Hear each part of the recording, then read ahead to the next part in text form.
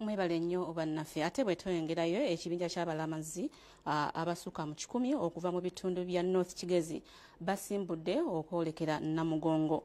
Bano bagambye nti bakatambula kilomita 4 nga basuubira okutuuka wiiki ejja.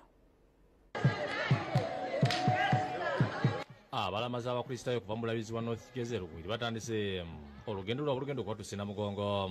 Bano bategeeza nti bakumala wiiki 2 mu kkubo nga bakutambula kilomita ezisoba mu 400.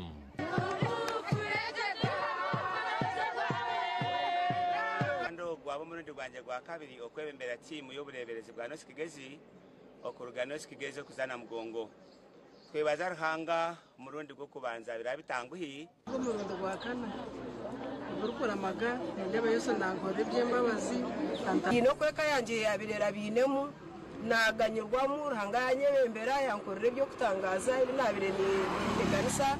Edison yampira kuri ibyo kubulira njire mu Bulabizi wa North Kigezi agambye nti omwaka guno abalamuzi beyongereho okusinga omwaka ogwedde. Omwaka ogu niyo siima yitwebembize kandi orugendo rwaitu ndwiza kutumara ntwiza kumara enaku 14 nizo twakubire ntumara hatagizire kyabaho. Ambira ategeeza nti balina okweraliikirira ku lw'omuka Katonga ne balina okuzira ne poliisi y'okungulu okulaba nga babeera bayita olugendo luno lwetabiddwa n'abavubuka okulinaliko obulimu nga bawadde ensonga zaabwe lwaki basizeho okutambula.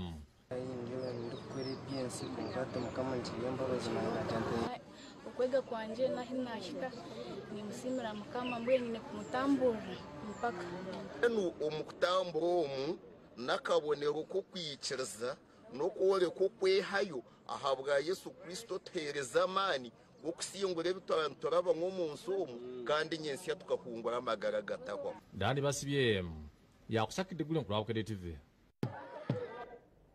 Kale katumulemu katono nnyo tukomawo n'ekitundu kyaffe ekyokubiri tovaawo.